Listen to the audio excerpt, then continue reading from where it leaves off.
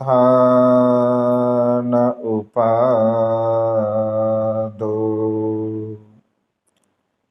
सुखा सद्धम्म देशना सुखा संघ सामग्गी समगानं तपो सुखो।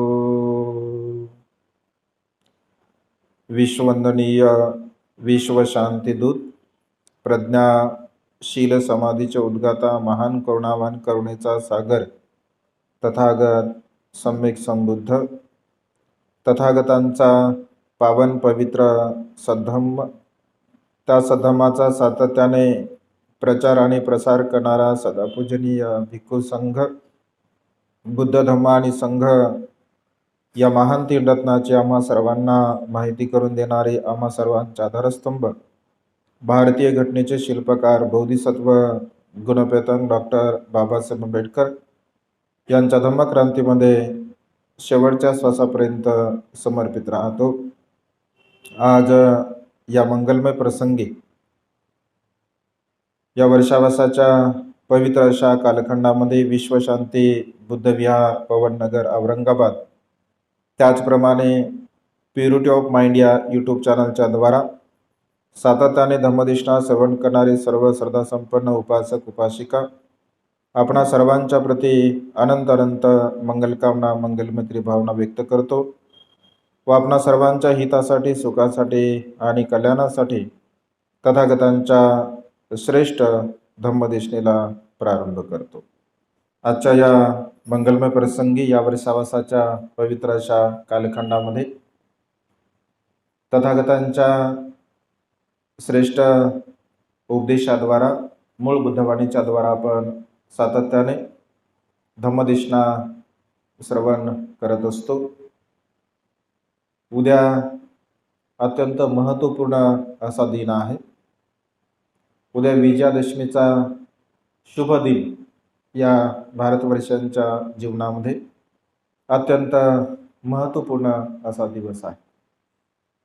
खरं तर विजयादशमी हा शब्द जेव्हा आपल्या कर्णपटलावरती पडतो तेव्हा दोन महान अशा विभूतींचं स्मरण झाल्याशिवाय आपल्याला राहत नाही।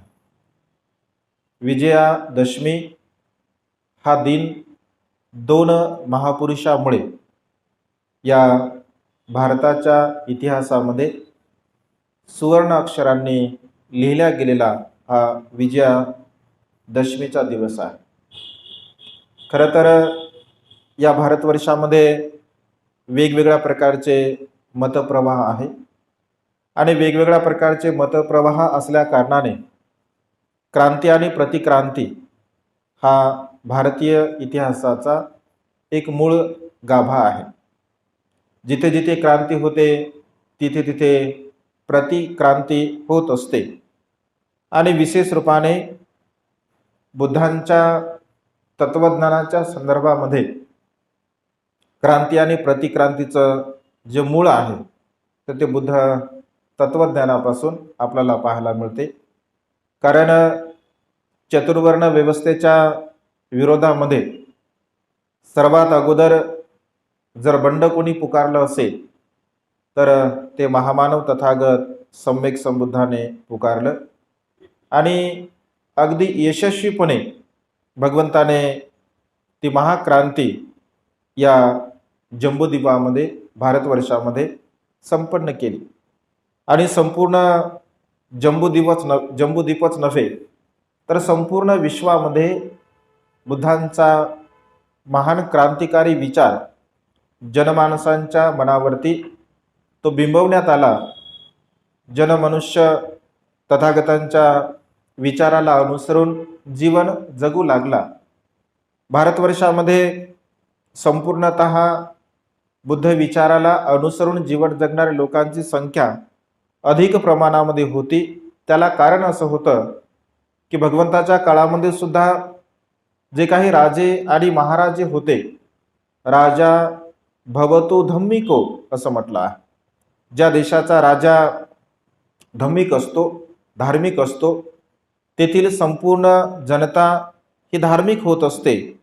कारण राजा ज्या मार्गाने मार्गक्रमण करतो, ज्या विचारांचं अनुसरण करतो, अगदी त्याच विचाराला अनुसरून जनता सुद्धा त्या विचारानुसार जीवन जगण्याचा प्रयत्न करत असते. आणि त्यामुळे राजा बिंबिसार असेल, राजा प्रसेनजित असेल, नंतरच्या काळामध्ये राजा अजातशत्रू असेल, हे सर्व तथागतांच्या विचाराला अनुसरून जीवन जगणारे राज्य होते. आणि त्यामुळे संपूर्ण या भारतवर्षामध्ये तथागतांच्या या महान तत्वज्ञानाचा प्रचार आणि प्रसार मोठ्या जोमाने भारतवर्षामध्ये झाला. त्यानंतर पुन्हा चंद्रगुप्तांच्या कार्यकाळामध्ये, जसं चंद्रगुप्त मौर्य आहे, चंद्रगुप्तांचे पुत्र राजा बिंदुसार आहे, आणि बिंदुसारांचे पुत्र चक्रवर्ती सम्राट अशोक. जसं की जरी या भारतवर्षामध्ये चंद्रगुप्तांच्या राज्यकाळामध्ये किंवा बिंदुसारांच्या राज्यकाळामध्ये बुद्ध तत्वज्ञानाचा विशेष प्रभाव आपल्याला पाहायला मिळत नाही, परंतु चक्रवर्ती सम्राट अशोकांच्या काळामध्ये बुद्ध तत्वज्ञानाचा प्रचार आणि प्रसार, जसं भारतवर्षामध्ये तर बुद्ध तत्वज्ञान होतच, आणि भारतवर्षामध्ये बुद्धांच्या विचारांचा प्रभाव सुद्धा होता, परंतु बुद्धांच्या विचारांच्या विरुद्ध प्रतिक्रांती सुद्धा त्याही काळामध्ये झाली होती. परंतु त्याही प्रतिक्रांतीवरती पुन्हा क्रांती करण्याचं महान असं कार्य चक्रवर्ती सम्राट अशोक यांनी केलेलं आहे. आपण बघतो की भारतीय इतिहासामध्ये सर्वात बलशाली, सर्वात बलाढ्य, चातुर्य संपन्न आणि शूरवीर मुत्सद्दी राजा म्हणून जर ज्यांची ख्याती जगाच्या इतिहासामध्ये जर पाहता येत असेल तर ते मध्ये चक्रवर्ती सम्राट अशोक आहेत. आणि या संपूर्ण जम्बूद्वीपावरती एक छत्री राज्य चक्रवर्ती सम्राट अशोकांनी निर्माण केलं होतं. जो प्रदेश त्यांच्या पिता बिंदुसाराला जिंकता आला नाही, जो प्रदेश त्यांचे आजोबा चंद्रगुप्त मौर्य यांना सुद्धा जिंकता आला नाही, अशा बलाढ्य अशा कलिंग देशावरती चक्रवर्ती सम्राट अशोकांनी राज्य प्रस्थापित केलं होतं. परंतु असं म्हटलं आहे की मनुष्याच्या मनाची मानसिकता किंवा मनुष्याच्या जो काही लोभ म्हणूया आपण त्याला, किंवा राज्य स्थापन करण्याची राज्य स्थापन करण्याची किंवा राज्य करण्याची जी अभिलाषा होती, ती अभिलाषा कधी ना कधी कुठल्या ना कुठल्या घटनेमुळे मनुष्याच्या जीवनामध्ये परिवर्तन घडवण्यासाठी एक सहाय्यक ठरत असते. आणि जेव्हा कलिंगावरती युद्ध चक्रवर्ती सम्राट अशोक करतात, तर असं म्हटलं आहे इतिहासामध्ये जेव्हा आपण बघतो, कारण चक्रवर्ती सम्राट अशोक स्वतः अत्यंत शूरवीर होते, बलवान होते, मुत्सद्दी होते, आणि कलिंग देशाचा जेव्हा त्याने इतिहास जाणला तर अत्यंत बलाढ्य असं कलिंग राज्य सुद्धा होतं. त्याच्यामध्ये असणारी एकता, त्यांच्यामध्ये असणारे जे शूरवीर सैनिक आणि शिस्तबद्धता असल्या कारणाने संपूर्ण शक्तीनिशी असं म्हटलं आहे की चक्रवर्ती सम्राट अशोकांनी कलिंग देशावरती स्वारी केली होती. म्हणजे संपूर्ण शक्तीनिशी जेवढी काही त्यांची शक्ती होती त्या संपूर्ण शक्तीनिशी त्यांनी त्यांच्यावरती आक्रमण केलं, आणि अनेक महिन्यापर्यंत कलिंगचं युद्ध चाललेलं आहे. त्या कलिंग युद्धामध्ये असं म्हटलं आहे की लाखो लोक मृत्यूला प्राप्त झाले, लाखो लोकांच्या शरीरांचे अवयव म्हणजे नष्ट झाले, कुणाचा हात तुटला, कुणाचे पाय तुटले, कुणाच्या शरीरांचे वेगळ्या प्रकारचे अवयव म्हणजे निकामी झाले. अशा पद्धतीने ज्याप्रमाणे एखाद्या नदीचा प्रवाह वाहावा, अगदी त्याचप्रमाणे रक्तांचा प्रवाह त्या कलिंग भूमीवरती त्या युद्धाच्या नंतर पाहायला मिळाला. आणि त्यामुळे जेव्हा असंख्य लोकांना कैदी म्हणून कैदखान्यामध्ये टाकण्यात आलं, आणि हे भीषण असं दृश्य जेव्हा चक्रवर्ती सम्राट अशोक बघतात, आणि हे भीषण दृश्य बघितल्यानंतर असं म्हटलं आहे की त्यांच्या कानावरती बुद्धांची सुमधुर वाणी निग्रोध श्रामणेर यांच्याद्वारा पडत असते. जे निग्रोध श्रामणेर असतात तर चक्रवर्ती सम्राट अशोक यांचे जे मोठे भाऊ सुसीम असतात, तर सुसीमचा पुत्र म्हणजे सुसीमची जी पत्नी असते, तर इतिहासामध्ये सांगितलं आहे की जेव्हा सुसीमला चक्रवर्ती सम्राट अशोकांनी म्हणजे मारलं, तर 99 भावांना मारलं असंही काही इतिहासकाराने असंही लिहिलं आहे की 99 त्यांचे म्हणजे 100 पुत्र होते आणि 99 पुत्रांना त्यांनी मारलं. परंतु अन्य पुस्तकांमध्ये असा काही 100 त्यांच्या भावांचा उल्लेख वगैरे नाही आहे. तर सुसीमचा उल्लेख आहे आणि 2-3 त्यांचे भाऊ आहेत त्यांचा असा उल्लेख आहे. तर सुसीम मात्र वडील असल्या कारणाने, मोठा असल्या कारणाने तो राज्यगादीवरती बसण्याच्या म्हणजे योग्यतेचा होता. परंतु त्याचे जे काही मुसिद्दीपणा आहे किंवा एक राजामध्ये असणारे जे गुण पाहिजे, तर ते गुण त्यांच्यामध्ये नव्हते असं म्हटलं आहे. आणि चक्रवर्ती सम्राट अशोकामध्ये ते सर्व काही गुण होते आणि त्यामुळे त्यांना राजा घोषित केलं.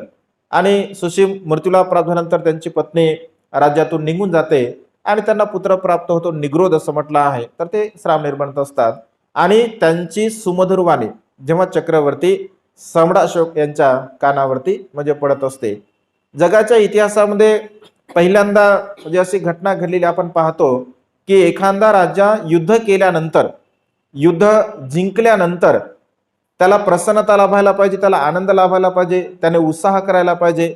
परंतु चक्रवर्ती सम्राट अशोकाने जेव्हा कलिंगांना जिंकलं, तर कलिंग जिंकल्यानंतर त्यांना कुठल्याही प्रकारचा आनंद झाला नाही, त्याने कुठल्याही प्रकारचा उत्साह केला नाही, कारण त्यांना अत्यंत दुःख झालं. त्याने जेव्हा युद्धभूमी बघितली, तर ती युद्धभूमी अत्यंत भीषण अशी होती, रक्तपात त्या भूमीवरती झाला होता आणि त्यामुळे त्यांचं मन उद्विग्न झालं, बेचैन झालं, दुःखी झालं, कष्टी झालं असं म्हटलं आहे. आणि जेव्हा निग्रोध सामनेरांची सुमधुर वाणी त्यांच्या कानावरती पडते, तर त्यांच्या मनाला एक प्रसन्नता भाव उत्पन्न होतो आणि ते विचार करतात की मी या जम्बूद्वीपाचा एकछत्री राजा आहे. मी राजा असून सुद्धा मला प्रसन्नता लाभत नाही आहे, मी सुखी नाही आहे, मी आनंदी नाही आहे. परंतु ज्यांच्याकडे काहीच नाही आहे, केवळ काशाय वस्त्र परिधान करून जे जीवन जगत आहेत, अशा प्रकारच्या एका बालकाच्या प्रसन्नतेकडे जेव्हा मी बघतो, तर माझं सुख, माझी प्रसन्नता त्यांच्या समोर शून्यवत आहे असं मला भासते. आणि त्यांना ते आपल्या राजमहालामध्ये घेऊन जातात असं म्हटलं आहे. राजमहालामध्ये घेऊन गेल्यानंतर त्यांना म्हणतात की म्हणते आपण योग्य आसन ग्रहण करावं. तर निग्रोध श्रामणेर सरळ जातो आणि राजसिंहासनावरती बसत असतो. राजसिंहासनावरती बसल्यानंतर राजा त्यांना सांगतो की म्हणते हे तर राजाचं आसन आहे, हे तर माझं आसन आहे. तेव्हा निग्रोध तेवढ्याच धैर्याने त्या ठिकाणी म्हणतात की महाराज, मी माझं योग्य आसन धारण केलं आहे, मी धम्मिक राजा आहे आणि माझं आसन हेच आहे. राजा त्याच्यासोबत कुठल्याही प्रकारचा वाद करत नाहीत. त्यांना जे काही ज्ञान असतं तर ते ज्ञान निग्रोध सामनेराच्या द्वारा ते श्रवण करतात. निग्रोध सामनेरांचे गुरु मोगलीपुत्त तिस्स नावाचे महास्थवीर असतात.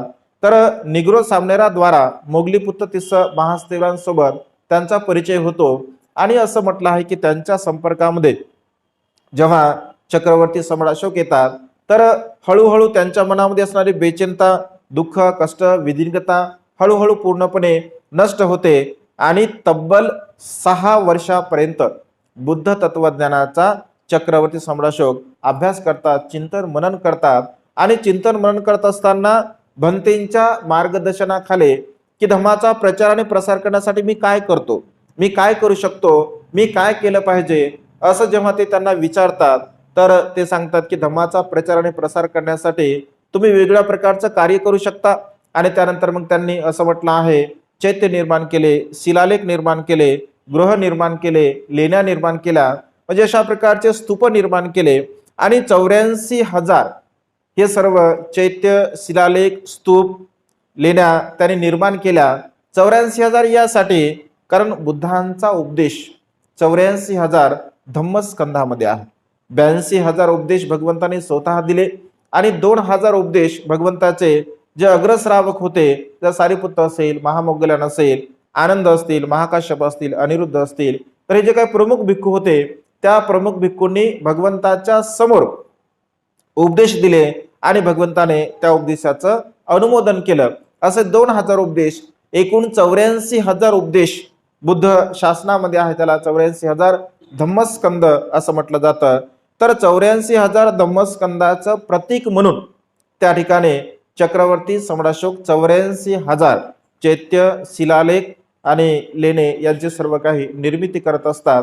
आणि निर्मिती केल्यानंतर पुन्हा भंते नावाचे की भंते, आता मी धम्माचा सखा झालो आहे का, धम्माचा मी दायक झालो आहे का? तर भंते म्हणतात की महाराज, एवढ्याने कोणीही धम्माचा दायक होऊ शकत नाही, एवढ्याने कोणी धम्माचा सखा होऊ शकत नाही.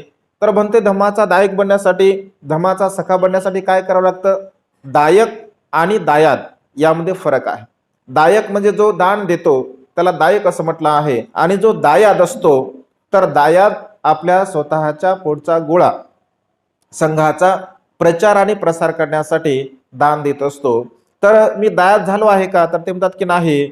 मग ते खिन्न होतात, उदास होतात. जेव्हा राजमहालामध्ये येतात, पुत्री संघमित्रा, पुत्र महेंद्र जेव्हा आपल्या पित्याला बघतात, एरवी मात्र रोज पित्यांना प्रसन्न मुद्रेमध्ये बघतात, आनंदी बघतात, आणि आज मात्र पिता अप्रसन्न आहेत, दुःखी आहेत, कष्टी आहेत. तर त्यांना विचारतात की पिताश्री, आपण का दुःखी आहात, का कष्टी आहात, काय कारण घडलं असं? तर संपूर्ण वृत्तांत ते आपल्या पुत्रांना सांगतात. तर ते म्हणतात की ठीक आहे, असं जर असेल, हा बहुमान, हा सन्मान जर आपल्याला प्राप्त होणार असेल तर निश्चितपणे मी भिक्षू बनेल. आणि भंते म्हणजे महेंद्र राजकुमार त्या ठिकाणी भिक्षू बनत असतो. भिक्षू बनल्यानंतर पुन्हा आणखी धम्माचा प्रचार आणि प्रसार करायला पाहिजे, या दृष्टीने संपूर्ण या भारतवर्षामध्येच नव्हे तर संपूर्ण जगामध्ये धम्माचा प्रचार प्रसार व्हावा, या दृष्टिकोनातून चक्रवर्ती सम्राट अशोकांनी म्हणजे अनेक भिक्षू वेगवेगळ्या प्रदेशामध्ये म्हणजे पाठवले. त्यापैकी श्रीलंकेमध्ये महेंद्र स्थवीर आणि महेंद्र स्थवीरांसोबत काही दुसरे 8-10 भिक्षू अशा प्रकारचं एक मंडळ त्या ठिकाणी पाठवलं जातं. ब्रह्म देशामध्ये सुद्धा पाठवलं जातं. म्हणजे वेगवेगळ्या भागामध्ये त्या काळामध्ये जेवढे काही भाग होते त्या सर्व भागामध्ये चक्रवर्ती सम्राट अशोक भिक्खूंना धम्माचा प्रचार आणि प्रसार करण्यासाठी पाठवत असतात. एवढंच नव्हे तर युद्ध संपल्यानंतर चक्रवर्ती सम्राट अशोकांची जी मानसिकता होती ती अत्यंत दयाळू होती. ते अत्यंत दयाळू झाले, अत्यंत मैत्रीवान झाले, आणि मैत्रीवान झाल्या कारणाने, दयाळू झाल्या कारणाने असंख्य लोक भिक्खू बनवू लागले. कारण भिक्खूंना सर्व प्रकारच्या सुखसुविधा होऊ लागल्या, सर्वांना सुखसुविधा दिल्या जात होत्या, राहण्याचं खाण्याचं सगळं काही सुखसुविधा मिळत होत्या. आणि त्यामुळे त्या काळामध्ये अन्य धर्माचे लोक सुद्धा म्हणजे बौद्ध धर्मामध्ये येऊ लागले. आणि बौद्ध धर्मामध्ये येऊ लागल्यामुळे अनेक लोक मग त्या ठिकाणी धम्माच्या विरुद्ध आचरण सुद्धा करू लागले. बुद्धाच्या मूळ वाणीला सोडून अन्य जे काही त्यांचा जे काही तत्वज्ञान आहे ते तत्वज्ञान लोकांना सांगू लागले. जेव्हा ही गोष्ट मोगली पुत्र तिस्स भंतेंच्या निदर्शनामध्ये येते, त्यांना ती समजते, तर तेव्हा ते राजांना सांगतात. आणि असं म्हटलं आहे की राजा त्या ठिकाणी 60,000 भिक्खूंचं वस्त्र काढत असतो, आणि 60,000 भिक्षूंना श्वेत वस्त्र तो परिधान करतो, आणि त्यांना तसं सोडून देत नाही. तर 6 वर्षापर्यंत त्यांना पुन्हा बुद्ध तत्वज्ञानाचं प्रॉपर ट्रेनिंग दिलं जातं, आणि ते पुन्हा भिक्षू बनत असतात. चक्रवर्ती सम्राट अशोक त्या परिषदेला सर्व काही सहाय्य करत असतात. मोगली पुत्र तिस्स भंतेंच्या मार्गदर्शनाखाली धम्मसंगती भरत असते. परंतु या धम्मसंगतीमध्ये जे काही 10 नियम सांगितले आहे, त्या 10 नियमाला फॉलो करणारे जे काही भिक्षू होते तर त्यांची संख्या फार कमी होती. आणि जे काही वज्जीपुस्तक भिक्षू होते त्यांनी मात्र दुसरी संगीते निर्माण केली होती, ज्याला त्यांच्यामध्ये जास्त होते ते 1200-1250 भिक्षू होते, आणि इकडे केवळ 700 भिक्षू होते. त्यामुळे त्यांनी स्वतःला महासांगिक म्हणून घेतलं, आणि दुसऱ्या धम्मसंगतीमध्ये बौद्ध धर्माच्या तत्वज्ञानामध्ये भिक्खू संघामध्ये फूट पडली. मग तिथे हे कमी संख्येने असल्यामुळे यांना ते हिणू लागल्यामुळे यांना हिनियान अशा प्रकारचं म्हटलं जातं. आणि ते जास्त होते, महामध्ये जास्त होते, तर त्यांना महायान अशा प्रकारचा शब्द प्रयोग केला. परंतु त्यालाच थेरवाद असं म्हटलं आहे. एक थेरवाद परंपरा आणि महासांगिक परंपरा असं म्हटलं आहे.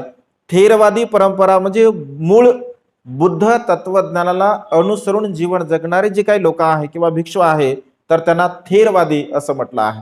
आणि महासांगिक जे काय आहे मग त्यांनी स्वतःमध्ये थोडाफार म्हणजे बदल करून घेतला, विनयामध्ये थोडाफार बदल करून घेतला. जसं स्वतःला वाटतं तशा प्रकारे त्याने विनय निर्माण केले. आणि हळूहळू पुन्हा मग महासांगिकांचे पुन्हा 6 भाग पडले, थेरवाद परंपरेत सुद्धा 12 भाग पडले. अशा प्रकारे बुद्ध तत्वज्ञानामध्ये 18 संप्रदाय निर्माण झाले. या संपूर्ण 18 संप्रदायाला एकत्र करण्यासाठी ज्या संगीतीमध्ये कथावत्तू नावाचा एक ग्रंथ म्हणजे लिहिलेला आहे, त्यावरती त्यांनी संपूर्ण त्यांच्या प्रश्नाचं खंडन केलेलं आहे. म्हणजे अशा प्रकारे चक्रवर्ती सम्राटशोकांनी बुद्ध तत्वज्ञानाचा प्रचार आणि प्रसार करण्यासाठी आपलं सर्वस्व त्या ठिकाणी पणाला लावलं. त्यांची मुलगी संघमित्रा सुद्धा श्रीलंकेमध्ये जेव्हा राजाने महेंद्र भंत्यांना सांगितलं की भिक्षुनी राजाची जी पत्नी असते राणी, ती म्हणते की आम्हाला सुद्धा म्हणजे धम्माचं फळ प्राप्त करायचं आहे, आम्हाला सुद्धा भिक्खुनी बनायचं आहे. तर महेंद्र सांगतात की आम्हाला काय दीक्षा देता येत नाही. मग पुन्हा संघमित्राला बोलवलं जातं. संघमित्रा सुद्धा भिक्षुनी बनते आणि श्रीलंकेमध्ये भिक्खुनी संघाची स्थापना ते करत असतात. म्हणजे अशा पद्धतीने मुलगा सुद्धा आणि मुलगी सुद्धा चक्रवर्ती सम्राटशोक बुद्ध तत्वज्ञानाचा प्रचार आणि प्रसार करण्यासाठी त्यांना दोघाला सुद्धा भिक्षू बनत असतात. म्हणजे प्रॅक्टिकली भौतिक दृष्टिकोनातून तर ते सर्व करतात, धम्माचे दायक सुद्धा बनतात आणि धम्माचे दायाद सुद्धा बनत असतात. आणि एवढंच नव्हे तर जेव्हा विहाराची निर्मिती करत असं म्हटलं आहे, ज्या दिवशी चक्रवर्ती सम्राटशोकाने बुद्ध तत्वज्ञानाचा स्वीकार केला, त्याला म्हणजे ही जी अमावस्या आहे, आता कालची अमावस्या गेली, कोणती भाद्रपद कार्तिक अमावस्या कोणती होती, तर ही मागची आहे. तर त्या दिवशी म्हणजे त्यांनी धम्माचा स्वीकार केला आहे. आणि असं म्हटलं आहे की धम्माचा स्वीकार केल्यानंतर जे चक्रवर्ती सम्राटशोकाने धम्माचा स्वीकार केला म्हणजे तलवारीचा त्याग केला आणि धम्माच्या द्वारा त्यांनी जगावरती राज्य करण्याचा विचार मनामध्ये निर्माण केला. म्हणजे बुद्ध तत्वज्ञानाचा त्यांनी स्वीकार केला.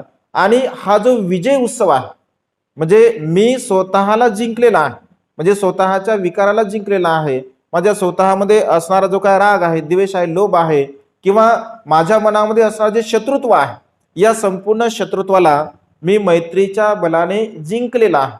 याचा विजय उत्सव त्यांनी 84,000 जे चैत्य निर्माण केले, शिलालेख निर्माण केले, त्यांचा उत्सव त्यांनी निर्माण केला असं म्हटलं आहे. आणि काही काही ग्रंथामध्ये असाही उल्लेख आहे की जो दिवाळीचा दिवस आहे तर त्याही दिवाळीच्या दिवशी दीप उत्सव म्हणजे चक्रवर्ती सम्राटशोकांनी केला असा सुद्धा काही पुस्तकामध्ये उल्लेख आहे, ज्याला दीप उत्सव असं म्हटलं आहे. संपूर्ण जे काही चैत्य आहे ते चैत्यांना त्याने दीप प्रज्वलित करून हा धम्म म्हणजे जगामध्ये किती प्रकाशमान आहे, जगामध्ये बुद्ध तत्वज्ञान किती प्रकाश निर्माण करू शकते, प्रकाश तयार करू शकते, याचं एक प्रतिकात्मक रूपाने त्याने दीप उत्सव सुद्धा साजरा केला असंही म्हटलं आहे काही ग्रंथामध्ये. दुसऱ्या बाजूने असंही म्हटलं आहे की जेव्हा सिद्धार्थ म्हणजे भगवंत 6 वर्षानंतर जेव्हा कपिलवस्तूला जातात तर कपिलवस्तूंचे शाक्य सुद्धा भगवंताचं स्वागत तेवढ्याच जोमाने दीप उत्सव करून करत असतात. संपूर्ण कपिलवस्तूमध्ये दिवे लावून भगवंताचं ते स्वागत करतात असंही काही ग्रंथामध्ये म्हणजे उल्लेख आहे. तर विजयाचा उत्सव चक्रवर्ती सम्राट अशोकांनी केला, त्यामुळे त्याला विजयादशमी असं म्हटलेलं आहे, म्हणजे विजय उत्सव असं म्हटलं आहे. दुसऱ्या बाजूने असाही काही ग्रंथामध्ये उल्लेख आहे की जसं म्हणजे चक्रवर्ती सम्राट अशोकापासून तर जे काही बृहदत्त शेवटचे जे काही 10 राज्य होते, या 10 राजांना म्हणजे अन्य जे काही अन्य विचारांचे किंवा अन्य संप्रदायाचे जे काही लोक होते तर त्यांनी त्या संपूर्ण 10 राज्यांचा वध केला असं म्हटलंय, त्यांना मारलं आणि दशहरा म्हणजे 10 राजांना हरवलं, 10 राजांना पराभूत केलं. त्यामुळे दसरा अशा प्रकारचा दसरा म्हणून सुद्धा ते उत्सव संपन्न करत असं म्हटलं आहे. आणि त्या संपूर्ण म्हणजे बृहदत्त राजांची जी काही धनसंपत्ती होती, कारण चक्रवर्ती सम्राट अशोकांचे जे शेवटचे राजे म्हणजे मौर्य घराण्याचे शेवटचे राजे बृहदत्त, त्यांचा जो सेनापती पुष्पमित्र शुंग असतो, तर कपटाने बृहदत्तांना ते मारत असतात आणि त्यांची संपूर्ण संपत्ती त्या ठिकाणी ते वाटून घेत असतात असं म्हटलं आहे. आणि पुन्हा जे काही शस्त्र असतात वेगवेगळ्या प्रकारच्या झाडावरती ते लपवत असतात असं म्हटलं आहे. आणि संपूर्ण लोकांना ते जे काही त्यांची संपत्ती आहे त्या संपत्तीचे ते वाटे करतात.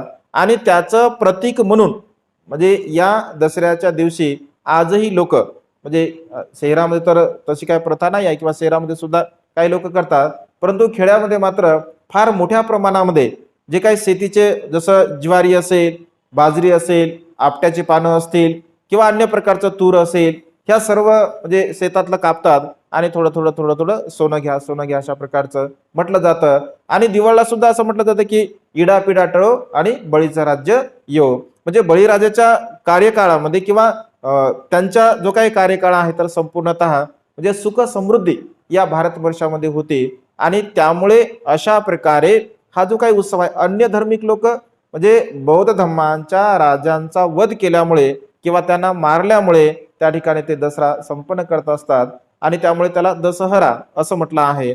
दुसऱ्या बाजूने विजय उत्सव, ज्याला विजयादशमी असं आपण म्हणत असतो, तर चक्रवर्ती सम्राट अशोकांनी स्वतःवरती विजय मिळवला, बौद्ध धर्माचा त्यांनी प्रचार आणि प्रसार केला, त्यामुळे त्यांनी जो विजय उत्सव केला त्यामुळे विजयादशमी हा संदर्भ बौद्ध साहित्यामध्ये चक्रवर्ती सम्राट अशोकांचं जे महान धार्मिक कार्य आहे या धार्मिक कार्याला अनुसरून विजय उत्सव त्या ठिकाणी संपन्न केला जातो.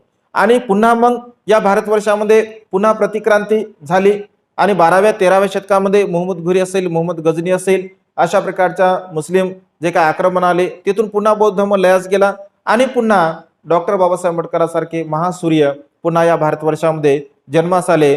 त्यांनी पुन्हा धर्माचा प्रचार आणि प्रसार करण्याच्या दृष्टिकोनातून जेव्हा इतिहासाची उजळणी केली, इतिहासाला जाणलं, तर इतिहासाला जाणत असताना भगवंताच्या नंतर धम्माचा प्रचार आणि प्रसार जर कोणी केला असेल तर ते चक्रवर्ती सम्राट अशोकांनी केला आहे. आणि मग चक्रवर्ती सम्राट अशोकांना एक आदर्श समजून बाबासाहेब सुद्धा असं म्हणतात की मी येत्या विजयादशमीच्या शुभ मुहूर्तावरती बुद्ध धम्माचा स्वीकार करत आहे. म्हणजे बाबासाहेबांनी हा जो म्हणजे संदर्भ घेतला आहे, तर चक्रवर्ती सम्राट अशोकांनी जो विजय उत्सव संपन्न केला, बौद्ध धर्माचा प्रचार आणि प्रसार केला आणि पुन्हा नव्याने सुद्धा आपण बौद्ध धर्माची लाट या भारतवर्षामध्ये पुन्हा निर्माण करत आहोत, पुन्हा प्रस्थापित करत आहोत. मग त्यांचा एक आदर्श म्हणून बाबासाहेबांनी विजयादशमीला रायटिंग ॲज स्पीचेस मध्ये बाबासाहेबांचा स्पष्टपणे असा उल्लेख आहे की येत्या मी धर्मांतराची म्हणजे तारीख आणि दिवस निश्चित केला आहे असं बाबासाहेब म्हणतात. येत्या तारीख आणि म्हणजे दिवस आणि ठिकाण मी निश्चित केला आहे असं म्हणतात बाबासाहेब. असं की नागपूर ठिकाण मी निश्चित केला आहे आणि विजयादशमी हा दिन मी निश्चित केला आहे. कारण नागपूर यासाठी का नाग लोकांनी त्या भागामध्ये धम्माचा प्रचार आणि प्रसार फार मोठ्या प्रमाणात केला, ते धम्माचे पाईक होते आणि त्यामुळे त्या नागभूमीमध्ये मी धम्माचा स्वीकार करणार आहे अशा प्रकारे बाबासाहेब असं म्हणतात. आणि येत्या विजयादशमीच्या शुभ मुहूर्तावरती बुद्ध तत्वज्ञानाचा मी स्वीकार करणार आहे असं बाबासाहेबांनी रायटिंग ॲज स्पीचेस मध्ये बाबासाहेबांची भाषण आणि खंड आहे यामध्ये बाबासाहेबांनी स्पष्टपणे नमूद केला आहे. योगायोगाने त्या ठिकाणी 14 तारीख होती आणि 14 ऑक्टोबर 1956 डॉक्टर बाबासाहेब आंबेडकरांनी आपल्या लाखो अन्वयासह, जसं नागपूरला बाबासाहेबांनी 10 लाख लोकांना म्हणजे दीक्षा दिली, 14 तारखेला बाबासाहेबांनी दीक्षा समारंभ केला, स्वतः गुरु चंद्रमणींच्या हस्ते दीक्षा ग्रहण केली आणि पुन्हा 22 प्रतिज्ञा देऊन बाबासाहेबांनी 6 लाख लोकांना धम्मदीक्षा दिली. त्यानंतर दुसऱ्या दिवशी बाबासाहेबांनी बौद्ध धर्माचा प्रचार आणि प्रसार करण्याची जबाबदारी कशी आहे यावरती दीर्घ स्वरूपाचं एक भाषण दिलं. आणि त्यानंतर पुन्हा 16 तारखेला म्हणजे 15 तारखेला बाबासाहेबांचं भाषण झालं आणि 16 तारखेला बाबासाहेबांनी चंद्रपूर येथे 4 लाख लोकांना पुन्हा धम्माची दीक्षा दिली. म्हणजे अशा प्रकारे 14 ते 16 या 3 दिवसामध्ये 10 लाख लोकांना बाबासाहेबांनी धम्माची दीक्षा दिली. चंद्रपूरला बाबासाहेबांनी यासाठी दीक्षा दिली का चंद्रपूर पासून जवळच भद्रावती नावाचं गाव आहे, त्या भद्रावतीला बुद्धांच्या लेण्या आहे आणि त्यामुळे बुद्धांचा तो एक वारसा धरून बाबासाहेबांनी चंद्रपूरला सुद्धा दीक्षा दिलेली आहे.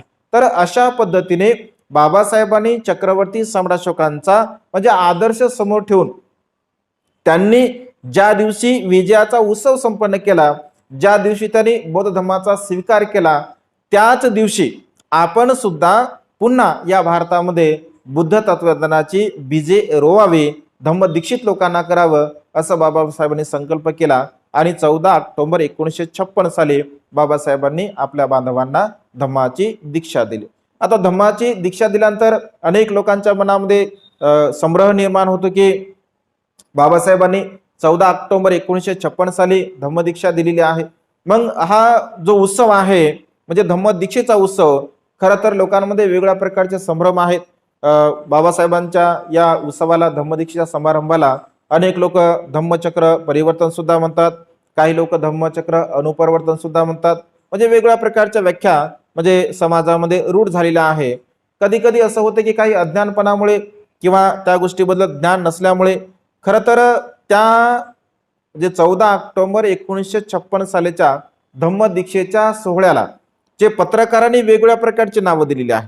कारण वेगवेगळ्या प्रकारचे पत्रकार होते, तर अनेक पत्रकारांनी त्या समारंभाला धम्मदीक्षा समारंभ सुद्धा असं म्हटलं, धम्मचक्र परिवर्तन सुद्धा म्हटलं, धम्मदीक्षा सोहळा सुद्धा म्हटलं, धम्म अनुपरिवर्तन सुद्धा म्हटलं. म्हणजे तिथे जेवढे काही त्या भागामध्ये नागपूरमध्ये जे पत्रकार होते, तर आपल्या पत्रकारांमध्ये म्हणजे आपल्या पत्रकामध्ये किंवा आपल्या न्यूजपेपरमध्ये किंवा मासिकामध्ये बाबासाहेबांच्या या सोहळ्याचं एक वेगळं टायटल असावं. जसं पत्रकामध्ये आजही वर्तमानपत्रामध्ये बातमी जरी एकच असेल तरी त्याचे टायटल मात्र भिन्न भिन्न असतात. अगदी तशाच प्रकारे बाबासाहेबांच्या धम्मदीक्षेच्या सोहळ्याला सुद्धा पत्रकारांनी टायटल दिले आहे. धम्मदीक्षा उत्सव, धम्मदीक्षा सोहळा, ऐक ना, धम्मदीक्षेस प्रारंभ किंवा धम्मचक्र अनुपरिवर्तन, धम्मचक्र परिवर्तन, महाधम्मक्रांती, वेगवेगळ्या प्रकारचे त्याने टायटल दिले गेले. खरं तर थोडंसं अज्ञान आपल्या मनामध्ये असल्यामुळे आपण तीच रूढ आणि परंपरा समोर नेत असतो. परंतु जेव्हा आपण चिंतन करतो, मनन करतो किंवा जेव्हा आपण अभ्यास करतो, तर अभ्यासाअंती योग्य शब्दप्रयोग आपण केला पाहिजे. कारण या भारतवर्षामध्ये किंवा जगामध्ये म्हणजे धम्मचक्र परिवर्तन हे केवळ बुद्ध करत असतात. जगामध्ये फक्त धम्मचक्राला गती देण्याचं जे सामर्थ्य असतं या भूमीवरती फक्त बुद्ध करत असतात.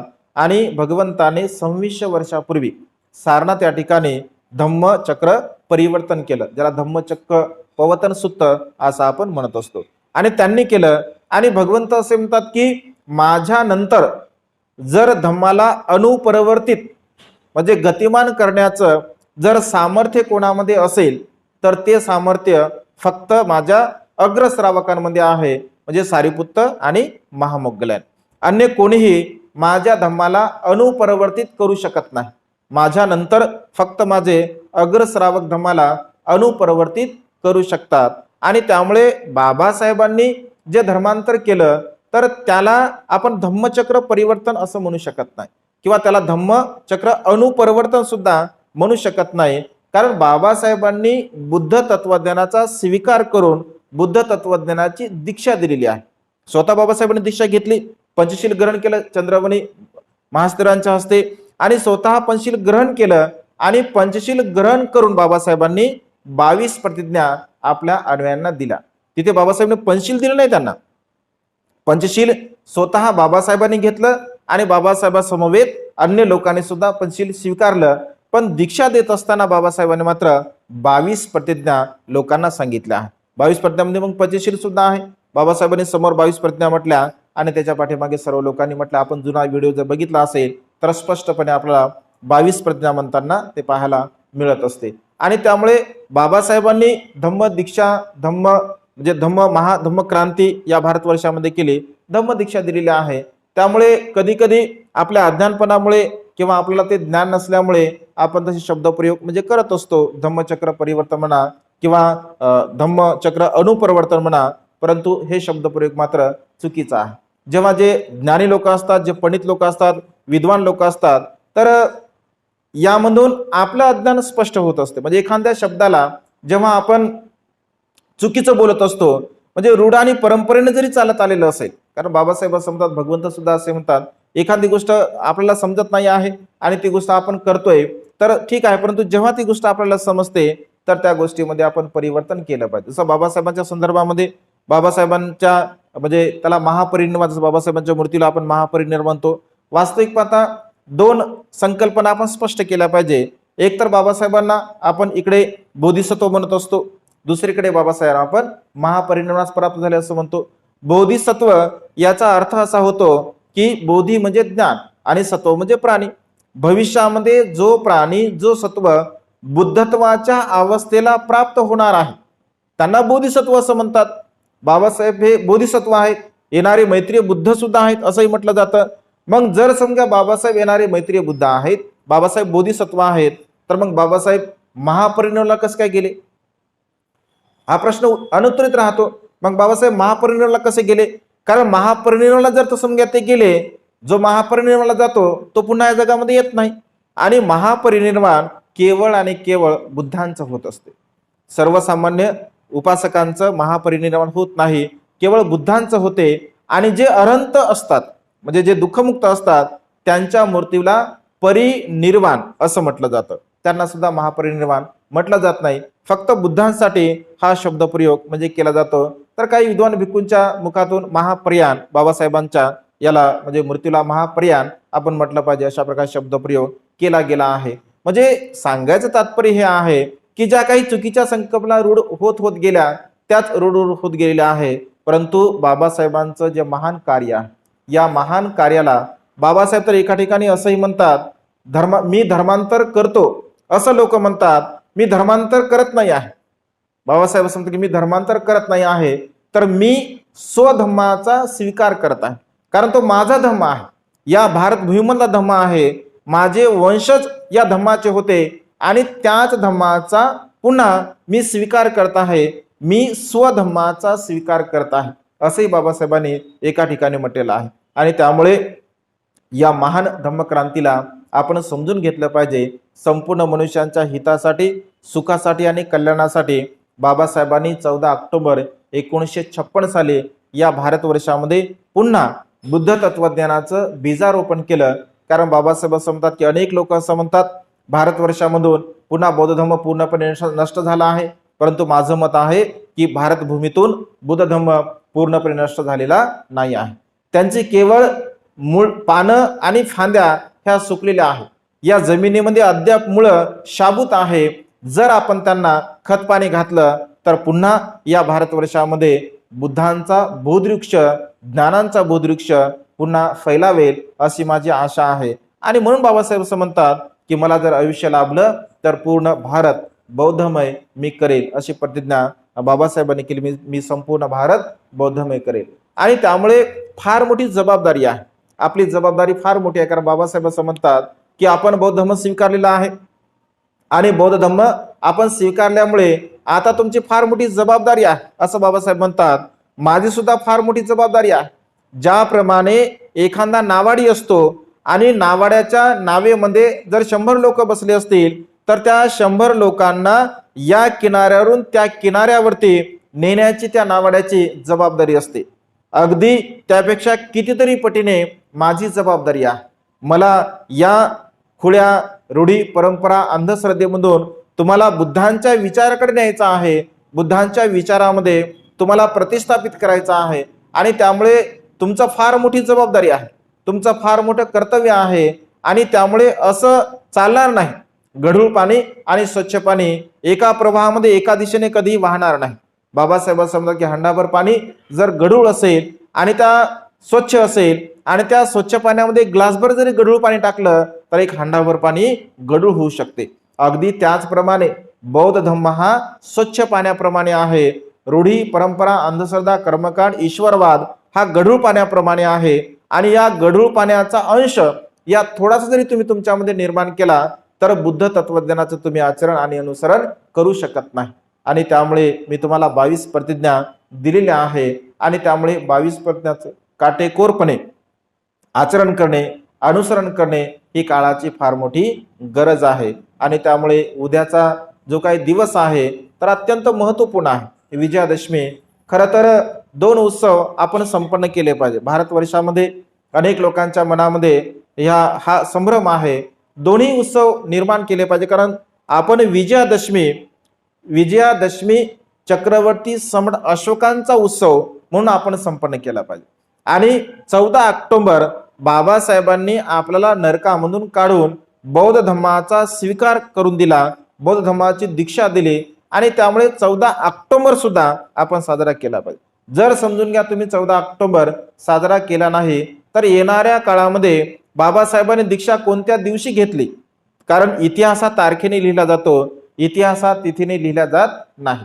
आणि जर समजा आपण जर असं म्हटलं की बाबासाहेबांनी विजयादशमीच्या दिनी दीक्षा ग्रहण केली, तर विजयी उत्सव त्यांनी म्हणजे त्यांचा तो एक धागा बाबासाहेबांनी घेतलेला आहे विजयाचा, किंवा चक्रवर्ती सम्राट अशोकाने या दिवशी म्हणजे धम्माचा स्वीकार केला आणि मी त्या दिवशी स्वीकार करतो. परंतु तो उत्सव आपण चक्रवर्ती सम्राट अशोकांच्या नावाने जर उत्सव संपन्न केला विजयादशमीचा, तर तेही सुद्धा संयुक्तिक राहील. परंतु 14 ऑक्टोबर 1956 या साली बाबासाहेबांनी आपल्याला धम्मदीक्षा दिली, बाबासाहेबांनी आपल्याला बौद्ध धर्माचा स्वीकार करून दिला. यासाठी 14 ऑक्टोबर सुद्धा, हे माझं वैयक्तिक मत आहे, म्हणजे 14 ऑक्टोबर सुद्धा आपण साजरा केला पाहिजे असं मला वाटतं. आणि असंही दोन दोन उत्सव केले तर काय फरक पडते. जसं 14 ऑक्टोबर बाबासाहेबांचा उत्सव म्हणून सुद्धा आपण संपन्न करू शकतो आणि विजयादशमी चक्रवर्ती सम्राट अशोकांचा विजय उत्सव म्हणून सुद्धा आपण साजरा करू शकतो. दोनही उत्सव जरी आपण केले तर काही फरक पडत नाही आणि केले पाहिजे. जर येणाऱ्या काळामध्ये येणाऱ्या पिढीला जर तुम्हाला इतिहास शाबूत ठेवायचा असेल, कारण बाबासाहेब असं म्हणतात, जर इतिहास आपण विसरलो तर पुन्हा इतिहास घडू शकत नाही, आणि त्यामुळे इतिहासाला सुद्धा आपण उजळणी दिली पाहिजे. आणि त्यामुळे माझं असं वैयक्तिक मत आहे की 14 ऑक्टोबरला सुद्धा आपण छोटा मोठा कार्यक्रम होईना, पण धम्म दीक्षा सोहळा किंवा महाधम्मक्रांती दिन म्हणून म्हणजे 14 ऑक्टोबर सुद्धा आपण साजरा केला पाहिजे. आणि विजय उत्सव सुद्धा, धम्मदीक्षेचा उत्सव सुद्धा आणि चक्रवर्ती सम्राट अशोकांचा उत्सव म्हणून सुद्धा आपण साजरा केला पाहिजे. जर अशा प्रकारे जर आपण ही प्रथा किंवा ही परंपरा जर निर्माण केली, तर येणाऱ्या काळामध्ये बाबासाहेबांची धम्मक्रांती सुद्धा आपल्या पिढीला लक्षामध्ये राहू शकते आणि चक्रवर्ती सम्राट अशोक सुद्धा त्या निमित्ताने म्हणजे जिवंत राहू शकतात, त्यांची धम्मक्रांती जिवंत राहू शकते. कारण या भारतवर्षामध्ये नव्हे तर जगामध्ये बुद्ध तत्वज्ञान जर म्हणजे शाबूत असेल किंवा शिल्लक असेल, तर ते केवळ आणि केवळ चक्रवर्ती सम्राट अशोकांची पुण्य आहे. त्यांनी जर वेगवेगळ्या देशामध्ये धम्माचे प्रचारक जर पाठवले नसते, तर आज बौद्ध धम्म आपल्याला पाहायला मिळाला नसतात. त्यांनी जे शिलालेख लिहिले, चैत्य लिहिले, स्तूप निर्माण केले, स्तंभ निर्माण केले, त्या सर्वांमुळे आपल्याला बौद्ध धम्म आज पाहायला मिळतो. आणि त्यामुळे उद्याचा दिवस आपल्यासाठी अत्यंत महत्त्वपूर्ण आहे. विजय उत्सव म्हणून आपण तो संपन्न करावा, साजरा करावा आणि एक संकल्प दिवस म्हणून सुद्धा आपण साजरा केला पाहिजे. बुद्ध धम्माचा प्रचार आणि प्रसार करण्यासाठी माझी स्वतःची काय वैयक्तिक जबाबदारी आहे, मी स्वतः काय करू शकतो. 68वा आपण विजय उत्सव म्हणजे उद्याचा संपन्न करत आहोत. बौद्ध धम्माचा स्वीकार करून 68 वर्ष म्हणजे 68 वर्षांचे आपण बौद्ध झालो आहोत. तर मग या 68 वर्षामध्ये मी माझ्या जीवनामध्ये माझ्या परिवाराचं, माझे परिवार असेल, मी असेल, माझ्या जीवनामध्ये कुठल्या प्रकारचा बदल झाला, मी काय स्वतःमध्ये बदल करून घेतला, किंवा बुद्ध धम्माचा प्रचार आणि प्रसार करण्यासाठी मी काय योगदान दिलं, याचं चिंतन करणं सुद्धा अत्यंत गरजेचं आहे आणि ती काळाची गरज आहे. आणि त्यामुळे आपलं प्रत्येकाचं नैतिक कर्तव्य आहे, नैतिक जबाबदारी आहे की आपण बाबासाहेबांच्या धम्मक्रांतीला अधिक गतिमान करण्यासाठी आपल्याकडून जे काही करता येत असेल ते करण्याचा आपण प्रयत्न करावा. आजच्या या मंगलमय दिनी अधिक न बोलता आपणा सर्व बांधवांना विजयादशमीच्या अनंत लाख लाख शुभेच्छा देतो आणि ही धम्मदेशना इथे संपन्न करतो. सर्वांचं मंगल हो, सर्वांचं कल्याण हो, सर्वांना दीर्घायुष्य लाभो.